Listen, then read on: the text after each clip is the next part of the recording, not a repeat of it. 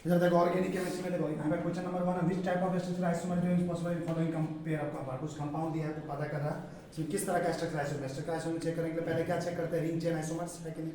उसके बाद क्या चेक करते हैं, फंक्शन ग्रुप आइसोमर्स है कि नहीं। उसको सॉरी रिंग चेन आइसोमर्स के बाद चेक करते हैं मेटामेरिज्म है कि नहीं। उसके बाद क्या चेक करते हैं, फंक्शन ग्रुप आइसोमर्स है कि नहीं। उसके बाद क्या चेक करते हैं, चेन आइसोमर्स। उसके बाद क्या चेक करते हैं, पोजीशन। तो देखो ये दोनों कंपाउंड दिया देखो CH3 CH2 CH2 CH2 CH2 और एक है CH3 CH2 CH2 CH2। पहले इस दोनों का मॉलिक्यूलर फार्मूला लिख लेते हैं। 1 2 3 4 5 कार्बन सिर्फ है। हाइड्रोजन कितना है, 3 2 5 2 7 2 9 1 10।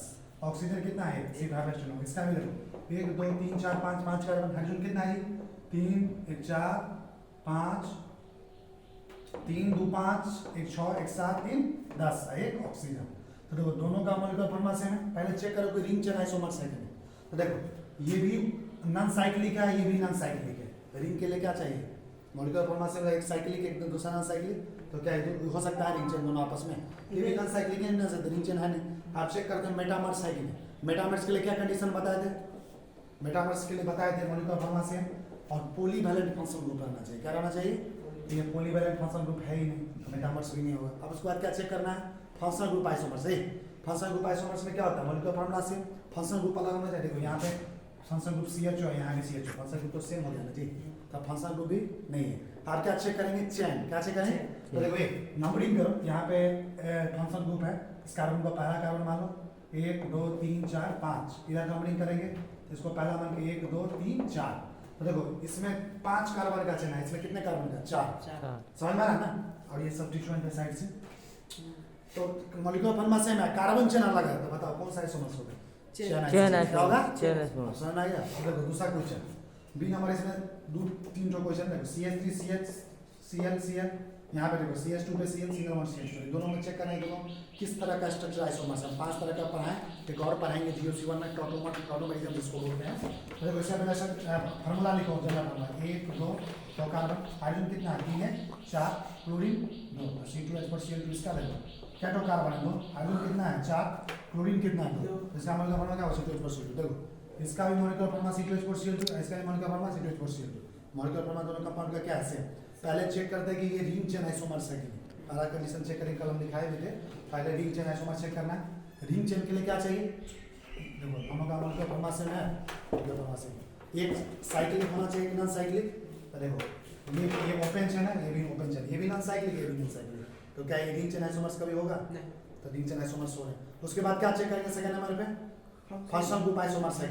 तो देखो यहाँ पे फंक्शनल ग्रुप देखो, यहाँ भी क्लोरीन लगा, यहाँ भी क्लोरीन, यहाँ भी क्लोरीन और यहाँ भी क्लोरीन, यहाँ भी क्लोरीन लगा हुआ। समझ आ रहा है। तो देखो फंक्शनल ग्रुप आइसोमर्स भी नहीं है। आप क्या चेक करेंगे, मेटामर्स। मेटामर्स में क्या बताए थे, मॉलिक्यूलर फार्मूला सेम और पॉलीवैलेंट फंक्शनल। क्या कहीं पे पॉलीवैलेंट फंक्शनल नजर आ रहा है, नहीं है, तो मेटामर्स में आप क्या चेक करेंगे, चेन आइसोमर्स।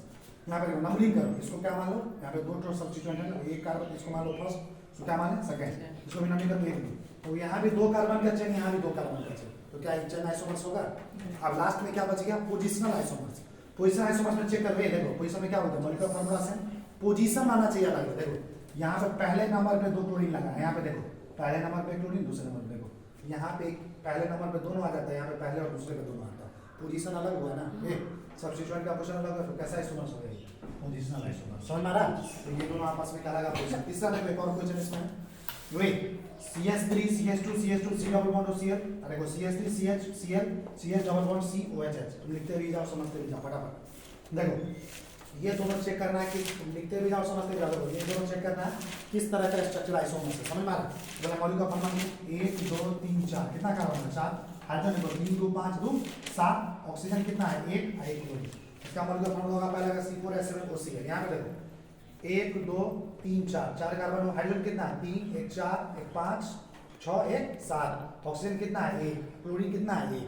तो देखो दोनों का मॉलिक्यूलर फार्मूला सेम है, मॉलिक्यूलर फार्मूला सेम है। सबसे पहले चेक करेंगे रिंग चेन आइसोमर्स है कि नहीं। दोनों का मॉलिक्यूलर फार्मूला सेम। एक साइक्लिक होगा, एक नॉन साइक्लिक। देखो दोनों नॉन साइक्लिक है, दोनों पे चेक वाला कोई नहीं, तो पहले वाला रिंग चेन आइसोमर्स होगा नहीं। दूसरा चेक करना क्या है, functional group isomers. Functional group isomers के लिए कंडीशन क्या होना चाहिए, मॉलिक्यूलर फार्मूला सेम और फंक्शनल ग्रुप अलग। देखो यहाँ पे फंक्शनल ग्रुप क्या है, C डबल बॉन्ड C, इसको कहते हैं एसिड हैलाइड। क्या बोलते हैं, इसको बोलते हैं एसिड हैलाइड।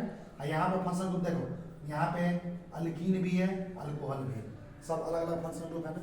यहाँ का फंक्शन ग्रुप यहाँ का फंक्शन अलग है, यानी दोनों क्या है फंक्शन ग्रुप आइसोमर। ऐसे चेक करोगे ना तो एक साथ सब आ जाएगा। तो सबसे पहले चेक करेंगे रिंग चेन, अगर स्ट्रक्चर आइसोमर्स में क्वेश्चन आ गया कोई कंपाउंड किस तरह का स्ट्रक्चर आइसोमर्स है तो पहले चेक करो रिंग चेन आइसोमर्स है कि नहीं, दूसरे नंबर पे चेक करेंगे फंक्शन ग्रुप आइसोमर्स है कि नहीं, तीसरे नंबर पे चेक करेंगे मेटामर्स है कि नहीं, चौथे नंबर पे चेक करेंगे चेन आइसोमर्स है कि नहीं, पांचवें नंबर पे चेक करेंगे पोजीशन आइसोमर। इसी में से कोई ना कोई होगा।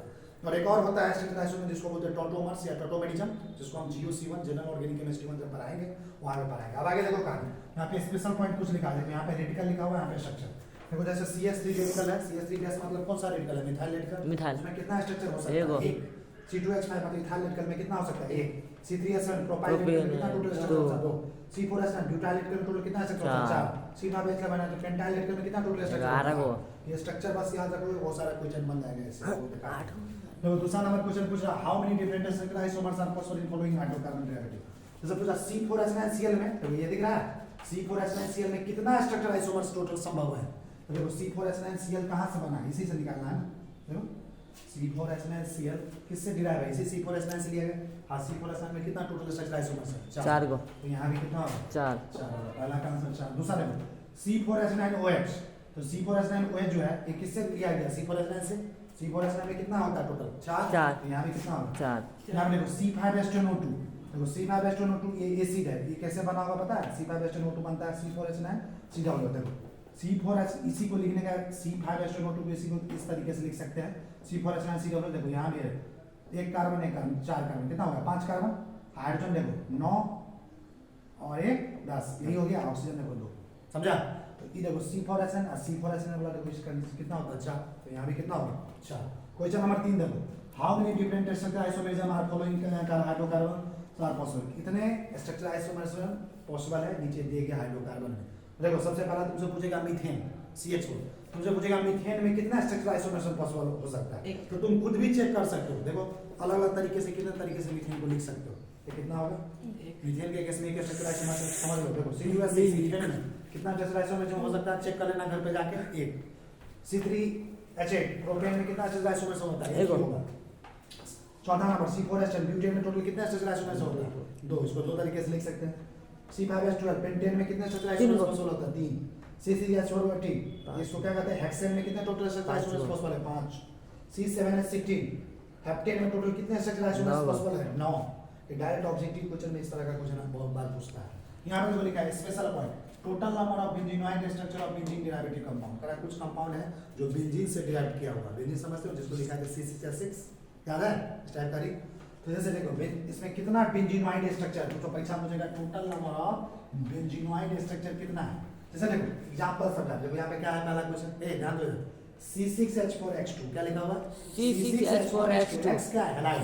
हैलाइड मतलब हुआ 17 नंबर ग्रुप का कोई भी मेंबर, 17 नंबर ग्रुप का कोई भी, क्लोरीन हो सकता है, क्लोरीन हो सकता है, ब्रोमीन हो सकता है, कोई भी हो सकता है। जैसे देखो ये इसको इस तरीके से भी सकते हैं, तो मान लो क्लोरीन रहता, इसको कैसे लिखता परीक्षा में तुमको, C6H4F2 क्या लिखेगा, F2।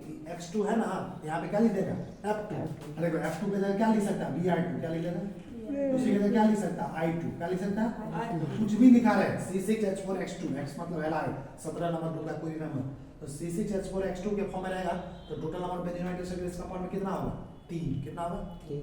देखो दूसरा क्वेश्चन C6H4XY, देखो ये C6H4XY, ये इसका मतलब क्या होगा, देखो C6H4, X का मतलब मान लो फ्लोरीन है, Y में कोई उसी ग्रुप का दूसरा होगा फ्लोरीन, दोनों आपस में सेम है, X एक X है तो दूसरा Y है, 17 नंबर ग्रुप है। देखो मान लो फ्लोरीन, तो दूसरा क्या मानेंगे, फ्लोरीन एक ब्रोमीन दिया है, दूसरा क्या लगा, इस टाइप से लिखा है C6H4F से, इसमें तो total number of benzenoid structure कैसा है, कितना होगा, 3। C6H3X3 इसमें टोटल बेंजीनोइड स्ट्रक्चर कितना होता है, 3। देखो इसको कैसे लिख सकते हैं, C6H3X3 है ना, तो X मतलब कोई भी से F लिख दो, F3, Br रख दो, Br3, टोटल कितना स्ट्रक्चर होगा, स्ट्रक्चर आइसोमर बेंजीनोइड स्ट्रक्चर 3। तुमसे पूछेगा C6H3XYZ टोटल बेंजीनोइड स्ट्रक्चर कितना होगा, 10। देखो इसको कैसे लिख सकते हैं, C6H3XYZ में X की जगह मान लो फ्लोरीन ले लो, Y की जगह फ्लोरीन ले लो, Z की जगह ब्रोमीन ले लो, ऐसे लिखा रहेगा। C6H3FCl EXYZ 17 ही नंबर ग्रुप का, इसमें total number of benzenoid structure कितना होगा जी, 10। सो डायरेक्ट तुम याद रख लोगे, इसको घर पे भी कोशिश करोगे बनाने का, तो 10 ही आएगा, 10 से ज़्यादा नहीं आएगा। तो देखो ये जो अभी हम जितना भी बताएं, ये सब परीक्षा में बहुत सारा बार ऐसा क्वेश्चन आता रहता है स्ट्रक्चर आइसोमर्स में।